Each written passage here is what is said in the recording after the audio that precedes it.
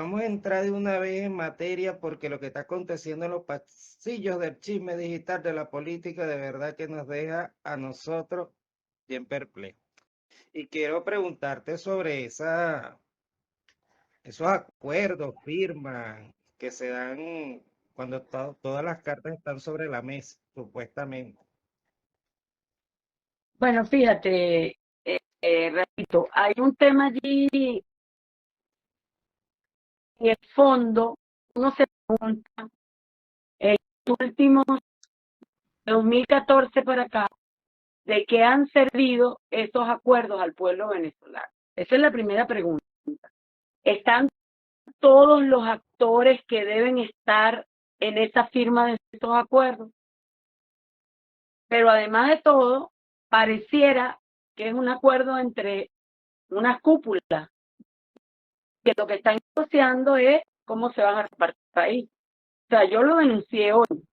¿Y por qué digo esto? Porque en ninguno de estos acuerdos está, por ejemplo, un punto vital para todos los venezolanos, que es las dos partes, esos dos polos minoritarios, se van a poner de acuerdo para exigirle a los empresarios el compromiso de que no van a sabotear la economía y exigirle al gobierno que tiene que cumplir con el 90 constitucional, por ejemplo, que es salarios dignos que permitan una calidad de vida a los venezolanos. En esos acuerdos no se habla de eso. En esos acuerdos, de lo único que se habla es, supuestamente, al menos en este acuerdo, de condiciones mínimas para que el año que viene haya elecciones. Además, no se sabe si son elecciones presidenciales. Yo leí el acuerdo. Lo que pasa es que lo tengo en este teléfono, pero vamos a ver si lo publico más tarde. Pasaron. Uno de los puntos del acuerdo es el tema de que pueden ser más de una elección, ¿ok? Pudieran ser elecciones generales. Y fíjate qué particular, se firma el acuerdo y acaban de emitir una licencia para la explotación conjunta, supuestamente, no he visto la licencia, para la explotación conjunta de un bloque de gas que está al frente del estado Sucre, con Trinidad y Tobago. El problema es que Trinidad y Tobago se quedó sin gas y Venezuela, del lado venezolano, eso es digamos, son recursos que se descubrieron en una exploración, pero la mayor cantidad de gas está en territorio venezolano. Creo que son 198.000 millones de metros cúbicos, una cosa así. O sea, la cifra es descomunal. Venezuela tiene como el 80% de la cantidad y Trinidad tiene como el 20%. Pero a Trinidad se le acabó el gas. Entonces Trinidad impone a la Shell es holandesa, del anglosionismo holandés, para que sea la Shell quien explote esos recursos. Y precisamente el acuerdo se da en un momento de debilidad, tanto de los Estados Unidos como de Europa, porque no tienen el gas ruso. Entonces van a sustituir, nosotros vamos a sustituir al gas ruso con esta licencia que acaban de entregar, pero todas esas licencias, al menos la de la Chevron lo decía, que no se iban a pagar regalías ni se iban a pagar impuestos para no beneficiar al gobierno. Es que el problema es que esos recursos no son del gobierno. El gobierno es un administrador, pero además un mal administrador de los recursos. Esos recursos son del pueblo venezolano, quien debería estar allí sentado en una representación del pueblo venezolano, diciéndole así, yo voy a firmar un acuerdo para dejarte explotar mi gas y a Venezuela no le va a quedar nada. Es decir, fíjate, estos acuerdos vienen amarrados de la entrega de Venezuela o de permitirnos explotar nuestros recursos, pero para beneficio de quién, ojalá fuera para alivio de los venezolanos. Por eso les digo que hay que revisar la licencia. Entonces, ¿quiénes están presentes en esos acuerdos? Un sector minoritario que ha perdido mucha fuerza, que es el gobierno nacional, pero además hay otro sector minoritario que es esa oposición apátrida que pidió las sanciones y que hoy pone sus condiciones para ir supuestamente a unas elecciones libres. Y uno dice, ¿cuáles elecciones libres? Si, por ejemplo, a los grupos que están adversando al gobierno, que son una oposición real como el Partido Comunista de Venezuela, le quitaron la tarjeta a través de una triquiñuela. No hay garantía de que se lance independiente y no lo vayan a inhabilitar. No han dado respuesta a las 300 solicitudes que desde el año pasado están pendientes para nuevos partidos y nuevos nombres de partidos políticos. La ley electoral establece una discriminación en favor de los partidos políticos y en contra de los grupos electores. Los grupos electores tienen que recoger el 5% del padrón electoral para una firma para que pueda postularse un independiente y los partidos políticos el 0,5%. Y un partido político es una facción, mientras que los grupos de electores representan a la gente en general, a los independientes, a la gente a la que no está con ningún bloque. Deberían al menos tener las mismas condiciones. Es decir, tenemos acceso a los independientes, tenemos acceso a lo que estamos diciendo cosas importantes para el pueblo de Venezuela, los medios de comunicación no. A nosotros nos encasillaron únicamente a las redes sociales porque tenemos absolutamente prohibido un programa de televisión, una entrevista en radio, absolutamente. Esos son medios que están vetados. Y te lo dicen, no te puedo entrevistar. O sea, este fin de semana teníamos un foro en Anzoátegui, un tema absolutamente jurídico, de un análisis de la realidad política jurídica venezolana. Y después que estaba todo montado, el del Colegio de Abogados dijo que no podía prestarnos el foro porque no quería problemas con el gobernador. Entonces, ¿de qué arreglo me están hablando ustedes si fueron por fuera el 80% del país? El arreglo que nosotros queremos ver es que ustedes respeten la Constitución. El arreglo que nosotros queremos ver es que nos devuelvan la calidad de vida. Ah, pero los señores dicen que son las sanciones. Sí, las sanciones tienen una responsabilidad, pero los 30.000 millones que se robó Tarek no son responsabilidad de las sanciones, son responsabilidad de la economía. El pago indiscriminado de la deuda externa no son responsabilidad de las sanciones. Tú decidiste pagar 113.000 dólares a costilla del consumo venezolano, de la economía venezolana. El haber retirado bolívares de la economía, que hoy debería estar circulando el 90% más de lo que está circulando en bolívares, y esa es la manera de subir los sueldos. O sea, no vamos a restringirle a la economía. Los pactos que yo quiero, los pactos para la gente y para la gente, pero no un pacto de cúpulas además podridas y corruptas, porque aquella cúpula opositora entregó Citgo, quebró monómeros, se cogieron los reales del oro de Inglaterra y quién sabe cuánta plata más. El propio Guaidó está acusado por un tribunal norteamericano porque se cogió reales de PDVSA para financiarse él y financiar a la Asamblea Nacional y financiar a todo el que le dio la perra gana. Dejaron morir a un poco de niñitos porque como se cogieron Citgo, también inhabilitaron a la Fundación Simón Bolívar. ¿De cuál pacto me están hablando ustedes? ¿Un pacto de qué? ¿Para mantener la paz de quién? ¿Para los capitales? Yo no quiero la paz de los capitales, yo quiero la paz y la vida digna de los venezolanos. Es decir, no es que yo esté en contra de la inversión privada, pero no a costilla del pueblo venezolano realito. Y por eso fuimos tan duros hoy y ayer en el análisis de este nuevo pacto. Es un pacto del reparto, hermano, porque ahí no está el pueblo, ahí no están reflejados los intereses del pueblo. Entonces tú vas a hacer una elección a tu medida, con una oposición acomodaticia y el que te estorbe lo inhabilita. ¿Y qué acuerdo es este, pues? ¿Qué pacto del reparto es este? Es un nuevo pacto de punto fijo 2.0, pero ahora en Barbados. Es absurdo, o sea, ¿de qué me están hablando? El pacto tiene que ser para el pueblo, con el pueblo. No se supone que tú no te ibas a sentar si no te liberaban los 3.000 millones de dólares que te iban a dar y que te los iban a mandar a ejecutar a través de la ONU. Te sentaste y no te dieron los 3.000 millones. ¿Y qué conseguiste con esa firma hoy? Ah, bueno, una licencia que le dieron a Trinidad para que la Shell explotara un recurso que es tuyo y que no sabemos cuánto nos va a quedar, porque igualito con Chevron, nadie sabe cuánta plata le está pagando Chevron a Venezuela, porque la licencia dice bien claro que no tiene que pagar impuestos ni tiene que pagar nada. Es decir, Chevron se lleva el petróleo porque se está cobrando una deuda. Ah, ¿y a quién le pediste permiso tú? Aunque tú seas el presidente de la República, ¿a quién le pediste permiso tú para administrar los bienes que son de la República de esa manera? O sea, ¿quién te dio permiso a ti? Ese sí es un tema de consulta nacional para un referéndum. ¿Cómo están manejando los recursos?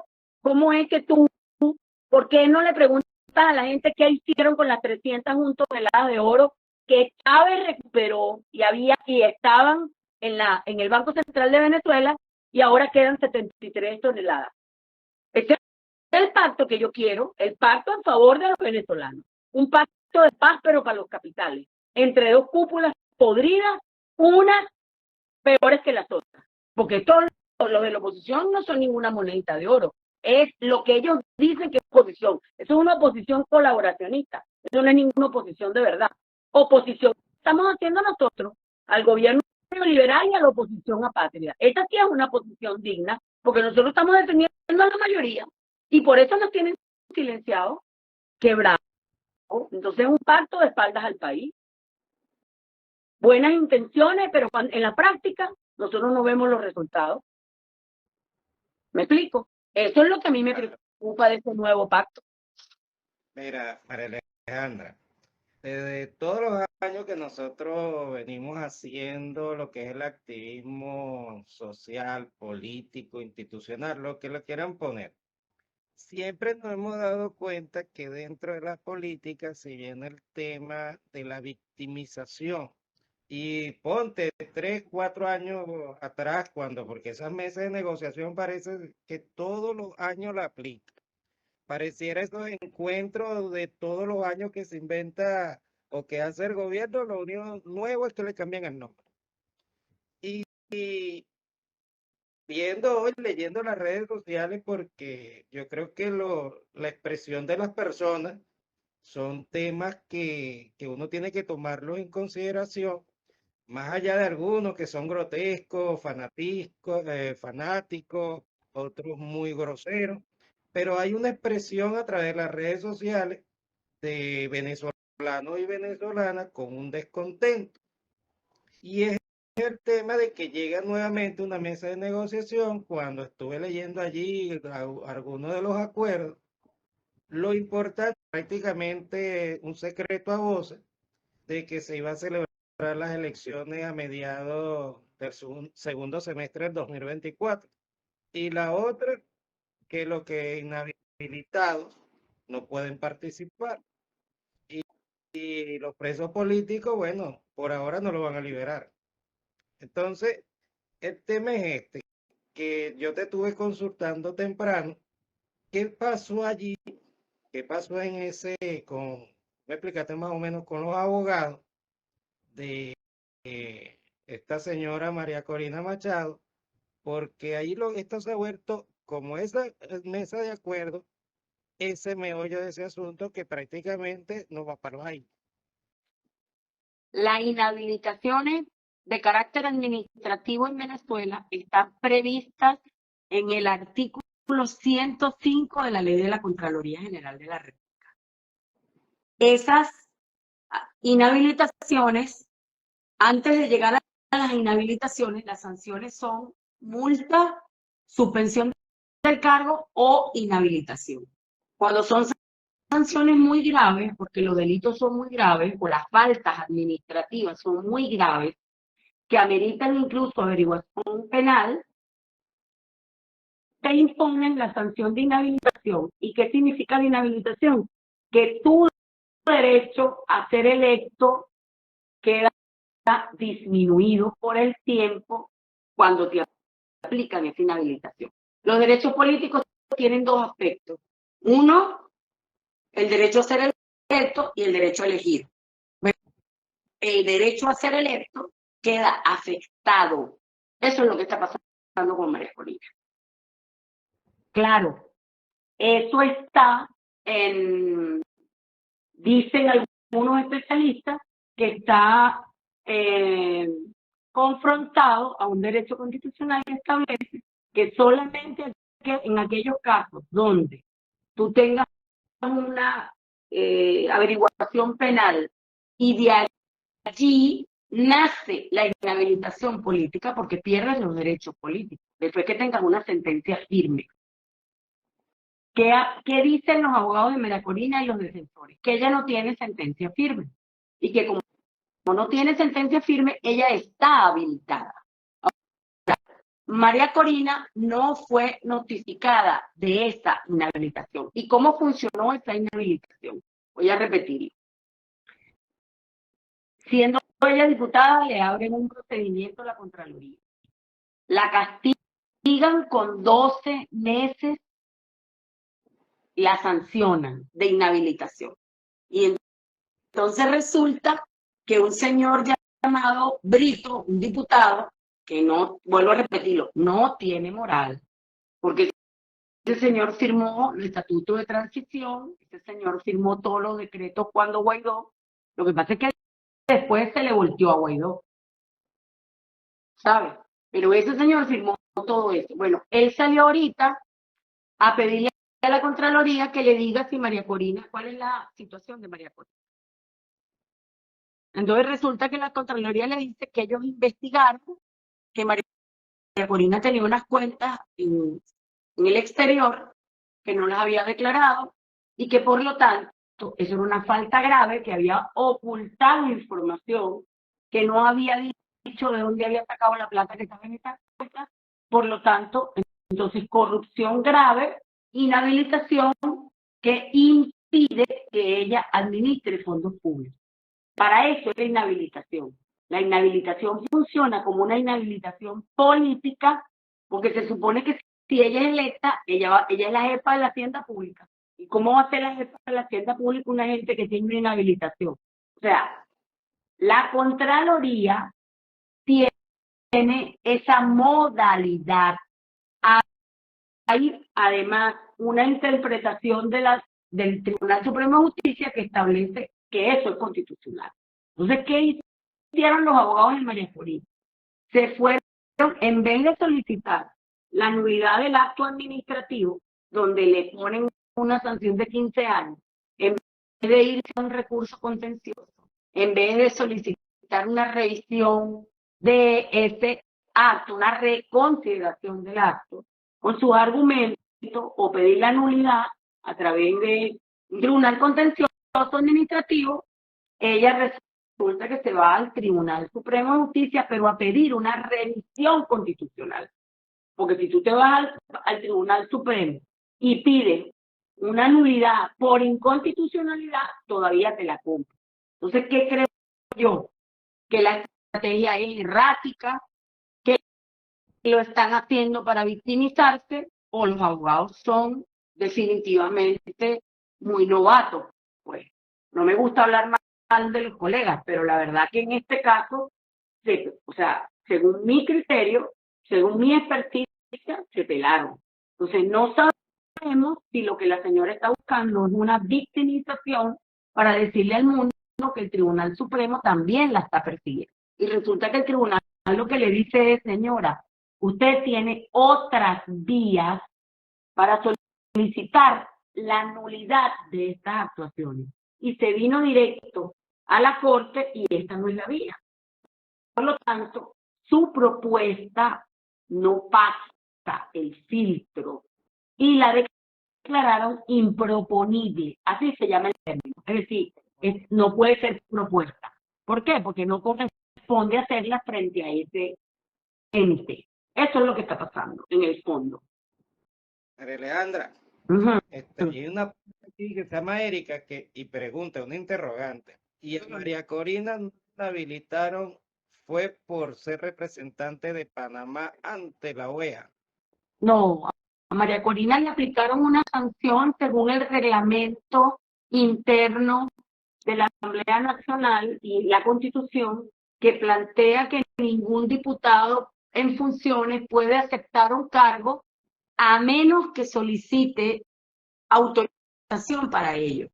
Y María Corina, bueno, mal asesorada, se fue a la OEA, intentó presentarse como representante de Venezuela, lo cual no le correspondía, porque la política exterior la lleva el presidente y en su defecto el canciller ante la OEA, y María Corina aceptó ser agente de un gobierno extranjero, es decir, aceptó un cargo para que le dieran voz ante esa sesión de la OEA. Y incumplió con un mandato constitucional. ¿Qué hicieron? Le aplicaron el reglamento interno y le aplicaron la Constitución, y ella fue retirada de la Asamblea Nacional. Ella perdió su cualidad como diputada. Son dos cosas distintas. Una cosa es su actuación frente a la Asamblea de la OEA, dentro, siendo diputada, teniendo un cargo de elección popular que tiene unas limitantes, no puede ejercer ese cargo sino de manera exclusiva. Si va a ejercer otro cargo, tiene que pedir permiso, no lo hizo.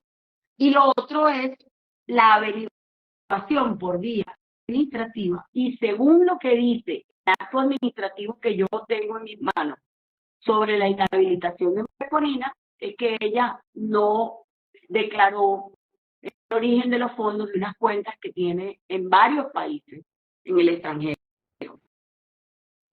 Esa es pura mentira lo de las estadísticas. Dime. Esa es pura mentira lo de las estadísticas. Otro chisme más. ¿Sabes qué? Hace rato nosotros, yo siempre le he dicho a los panas que consumen mucho redes sociales que siempre busquen la fuente. No porque viene alguien, escribe algo, eso tiene que ser cierto.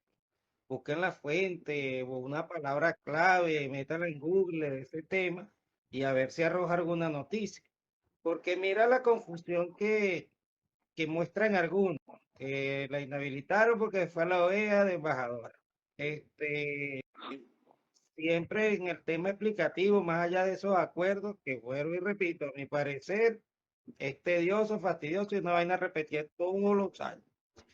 Y toca todos estos temas y la forma donde el excelentísimo presidente de la Asamblea Nacional, en su humor negro, porque es bien duro, prácticamente es como decir, el mensaje es claro.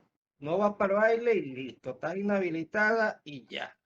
Entonces, cuando nosotros buscamos de tocar otro tema, porque aquí en Venezuela se vive un problema gravísimo, que si tú no hablas bien del que a ti te gusta, tú eres traidor, eres fascista, eres lo peor, quinta columna.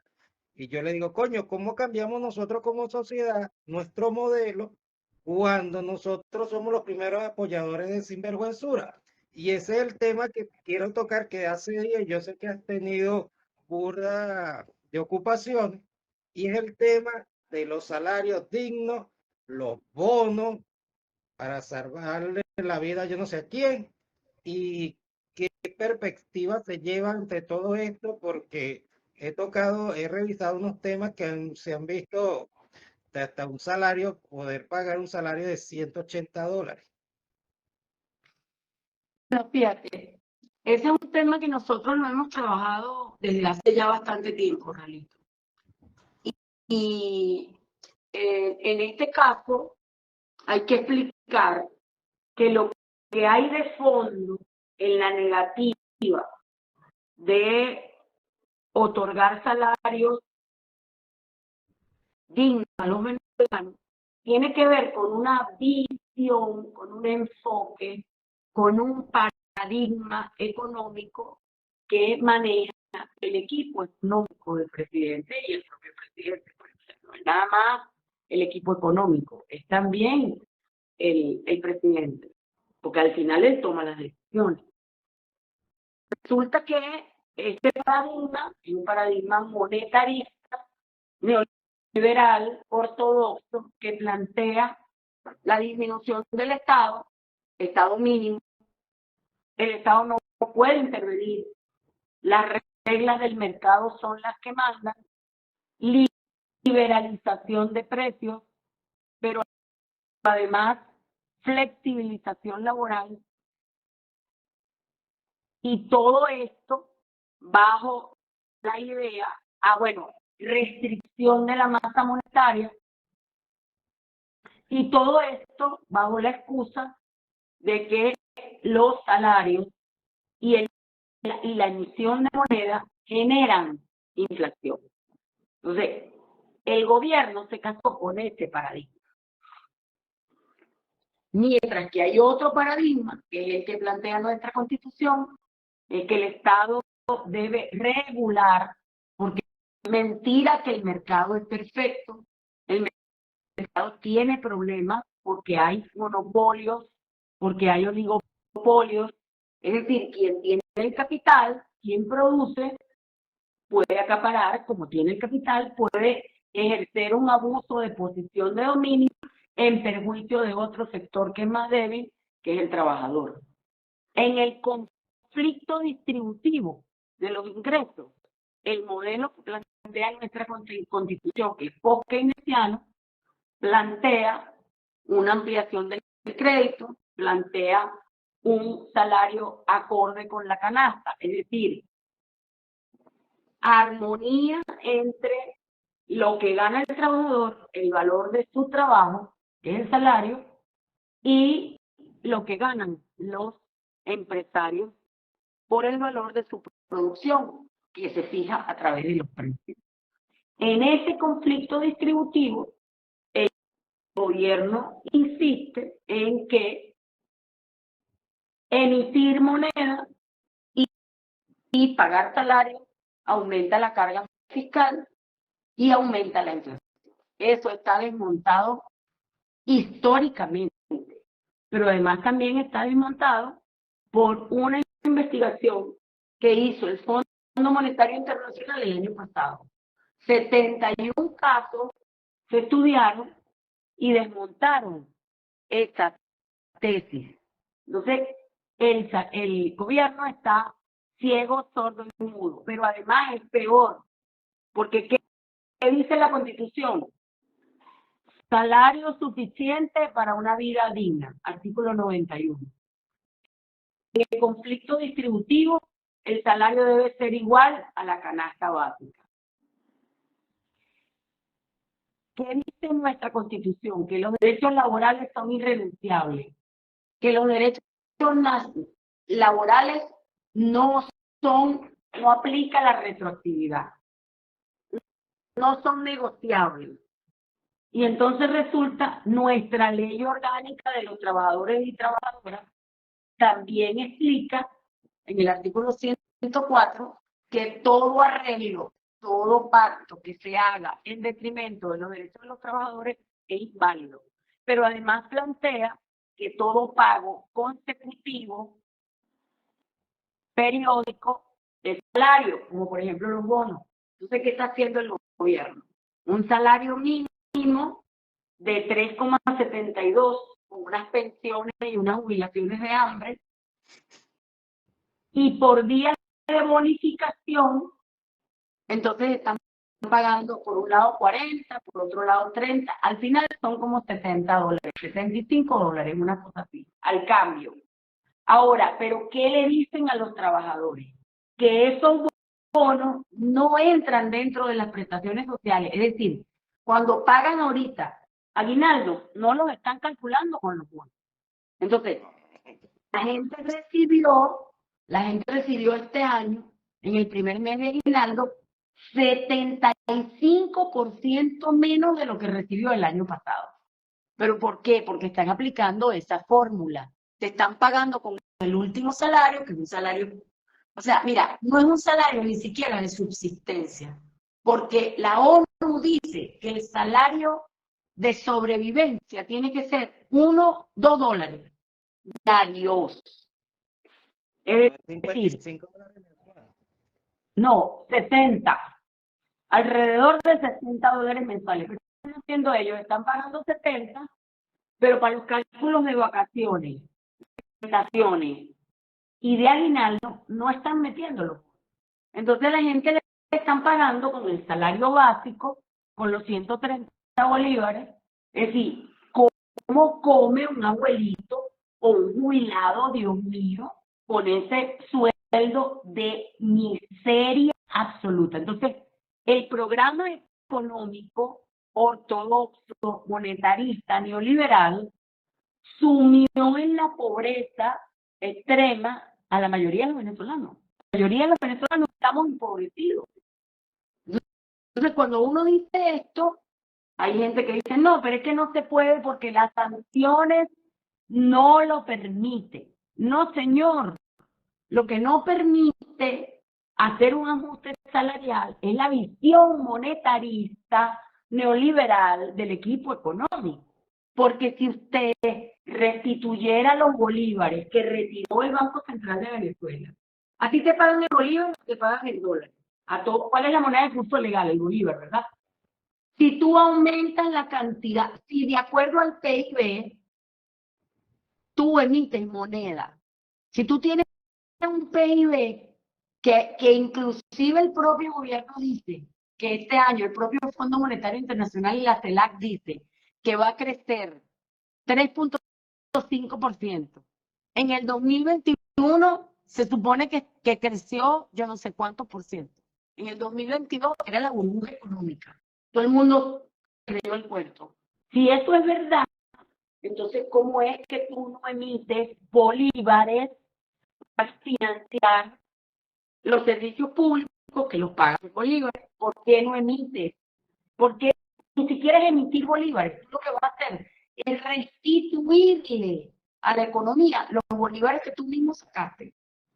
Con esa sola decisión, mira, los cálculos de la profesora Pascualina Curcio indican que si llegan a aumentar a $60 el salario básico, más las bonificaciones, eso puede representar, digamos, como el 3,5% de los bolívares que deben circular en el país. Y que si se llega a aumentar a 180, ya el año pasado hacía el análisis de acuerdo al Petro. Ya sabemos que el Petro fue una estafa para robarse 30.000 millones de dólares. Ya lo sabemos. Nosotros lo advertimos en la Asamblea Nacional Constituyente. Gracias a Dios y a la Virgen tenemos esto por escrito, por cómo estaba montado. Ahora, Pascualín, el análisis que hace es que si tú aumentas el salario básico a 180, restituyendo los bolívares,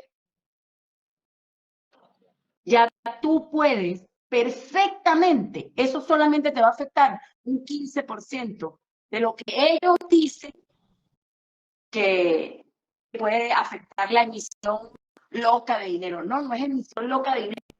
Tú retiraste los bolívares de la economía. Estás restringiendo la circulación de moneda nacional en nuestra economía. Pero además cerraste el crédito. Salito. ¿Quién tiene crédito hoy? Yo tengo una tarjeta de crédito y tengo 300 bolívares desde hace 4 años. O sea, explícame qué puedes pagar con eso. No son ni siquiera $10, ya. Además, te cuento otra cosa. Las utilidades las pagaron, además con una devaluación terrible, porque el año pasado, cuando pagaron las utilidades, el dólar estaba a 8. Si tú no emites moneda porque tú vas a controlar la inflación, ¿cómo es que hoy está en 35, 36? Entonces no controlaste la inflación, porque la inflación sigue, pero en dólares. ¿Ves que se cae el mito? Entonces, el que pregunta de dónde va a salir el dinero para pagar salario, bueno, restituyendo los bolívares, ampliando el crédito, tú devuelves el poder adquisitivo a los venezolanos. No vas a restituir todos los bolívares, ponte que restituya pelo a pelo.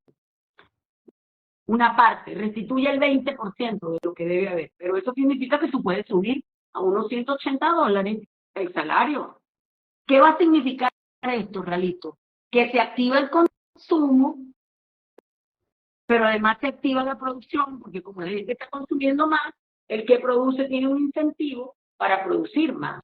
Entonces se van equilibrando las cargas, pero además disminuye la brecha que hay entre lo que se gana el empresario y lo que se gana el trabajador. Hoy en Venezuela, la distribución del ingreso es 70% para los empresarios, 20% para los trabajadores y 10% para el Estado vía impuestos. Eso es una desigualdad brutal realmente. Entonces, ¿quién puede tener acceso a calidad de vida? O sea, si tú sacaste los bolívares de la economía, tú sacaste los bolívares de la economía, porque te creíste el cuento de que esos bolívares eran lo que estaban empujando la inflación. Y resulta que tenemos inflación aún sin tener los bolívares circulando. Tenemos inflación no teniendo crédito. ¿Cómo hice yo para comprar casa? Cuando pude comprar, realito, y para comprar carro, porque me dieron crédito en el año 2001, en el año 2003, estaba Chávez vivo y Chávez entendía el sentido de una economía en favor de la gente. Y cuando Chávez estaba, la distribución del ingreso era aproximadamente 40, 42%, 58%. O sea, no fue que los empresarios perdieron.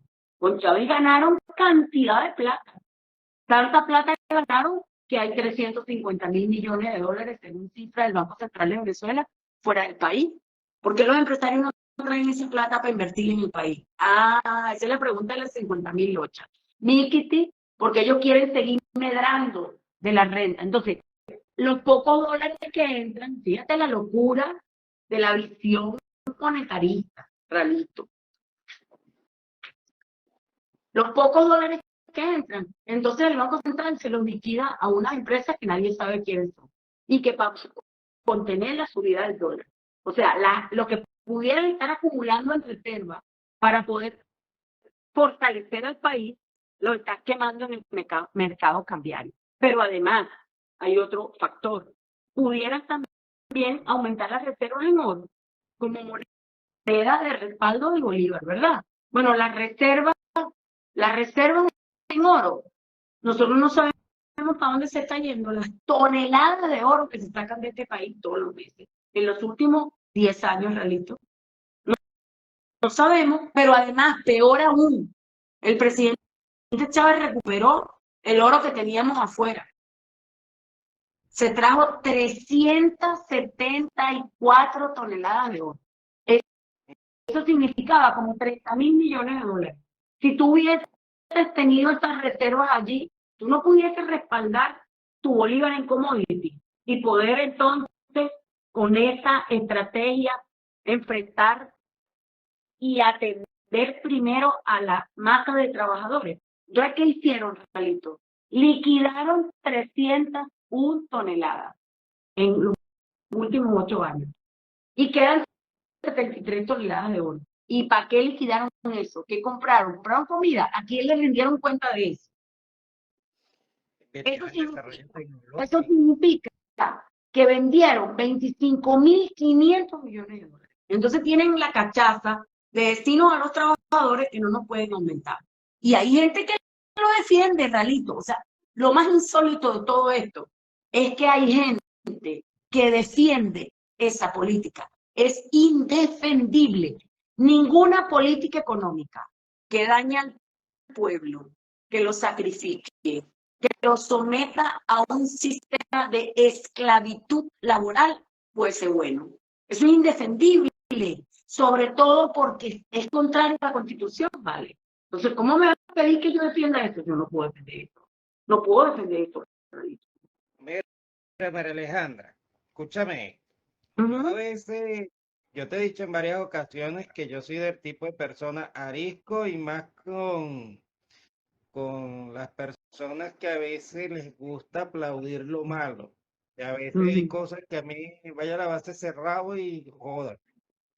Y es el tema de que, cónchale, pero en estos días cuando yo vi a la gente en la calle, cuando le pagaron su media aguinaldo, mira, el ambiente, la espiritualidad se sentía melancólica y triste.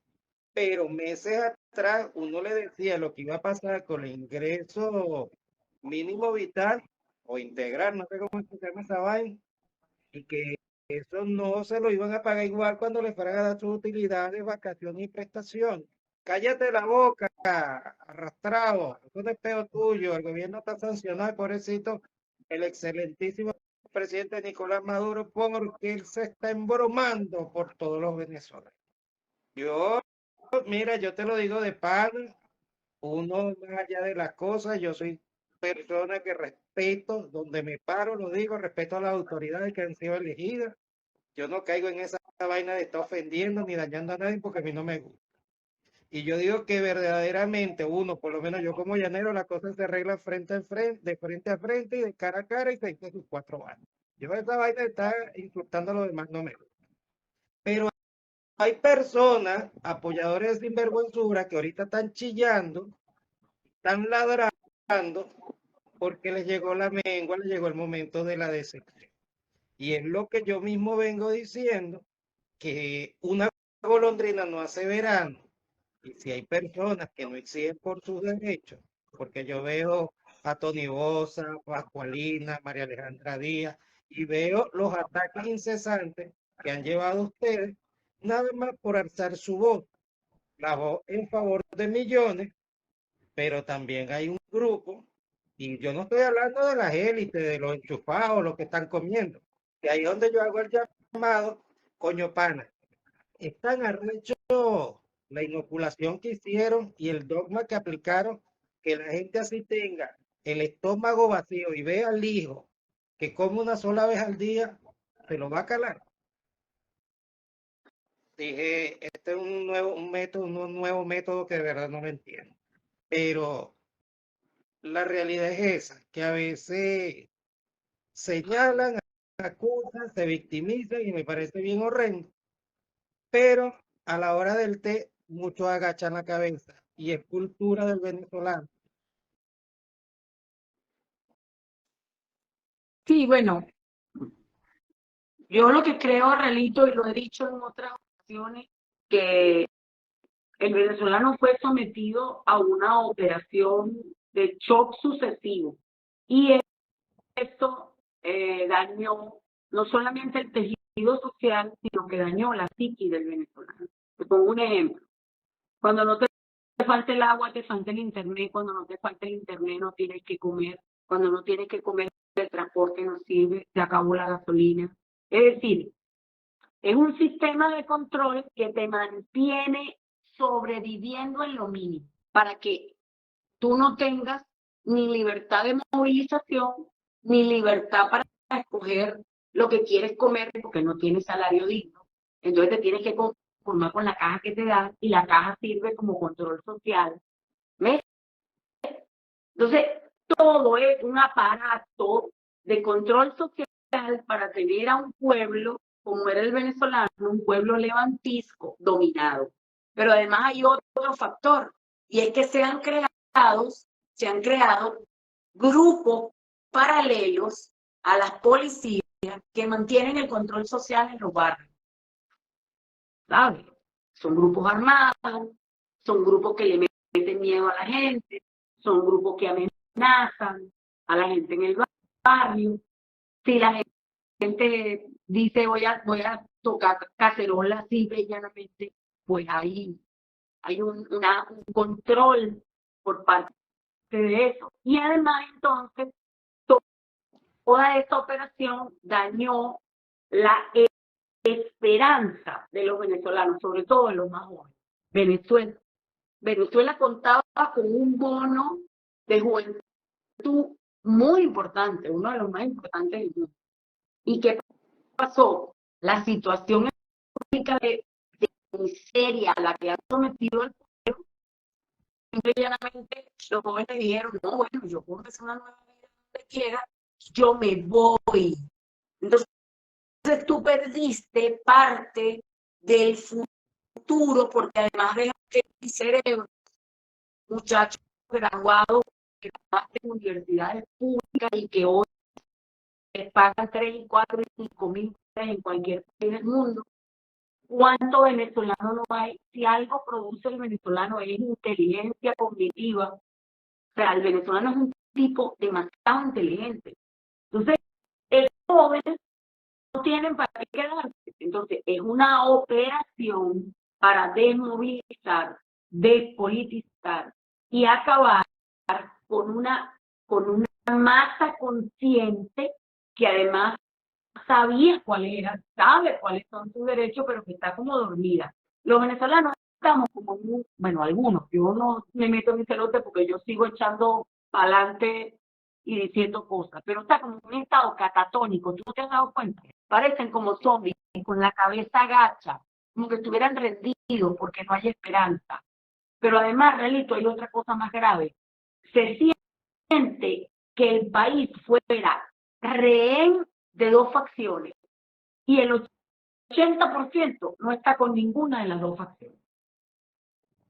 O sea, es un país rehén y convirtieron a la gente en zombies, en un estado catatónico está el venezolano. Entonces, por eso nosotros decimos que esta oposición no es ninguna oposición, porque si esta fuera una oposición, estaría hoy conversando contigo y defendiendo el salario de los trabajadores. Tú no oyes a un solo candidato de la oposición, ni a uno. Pregúntale a Maraporí, ¿qué dice, por ejemplo, de los salarios? Nada. La tipa lo que dice es que va a privatizar PDVSA y va a privatizar todo porque lo público no sirve y lo privado sí. Entre pocas cosas que ha dicho. Entre otras cosas que ha dicho. Al menos echó para atrás la propuesta del aborto. Al menos echó para atrás la propuesta del aborto, que era otra propuesta de él. Ya lo había hecho, pero parece que como que le cayeron encima y lo echó para atrás. Pero como no tienen proyectos de país, no tienen claro para dónde debe ir el interés de la nación, entonces simple y llanamente, bueno, son candidatos de quítate tú para ponerme yo. Eso es lo que está pasando con esta oposición. Entonces el venezolano siente que no hay esperanza, que no hay salida, y bueno, nosotros decimos que sí tiene que haber una salida política a la crisis inducida en la que nos metieron, Carlos. Bueno, mira, yo soy del tipo de persona que siempre creo que lo que uno siembra, uno va a cosechar. Y si usted hizo lo malo, el día de mañana le vendrá tempestades. Y aquí de nadie se salva de esa bendita ley del boomerang. Mira, María Alejandra, voy a leer aquí un momentico esto. Esperamos un chancetito. Hola, saludos. ¿Qué te parecen los acuerdos de Barbados cuando se dijo que hasta que no soltaran el dinero retenido ilegalmente por Estados Unidos y ahora salen sentándose de nuevo? Ramírez Wilmer. María, creo que lo que dice menos en las bandas armadas, soy de barrio y no veo eso. Miren, hay personas que no tratan de explicar cuando todas las situaciones, cuando estamos hablando de los colectivos, cuando estamos hablando de organizaciones, más que todo para amedrentar, porque las personas no se amedrentan nada más de forma violenta, que sea un arma, esto y lo otro.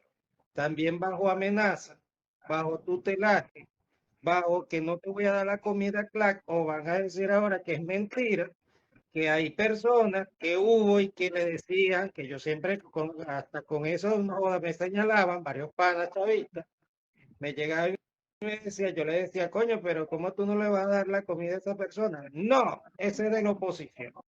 Eso es una forma de persecución. Y Claro. imagínate 2016-2017, donde la hambruna en este país fue horrible. Y yo no me quiero imaginar un día, te voy a contestar rapidito. Está la esposa de un ex gobernador de aquí de Apure, que llegó un gracioso y le llevó una bolsa de comida, pero eso sí, lo viralizó por todos lados. ¿Para qué? Para humillarla, estigmatizarla y ponerla al escarnio público.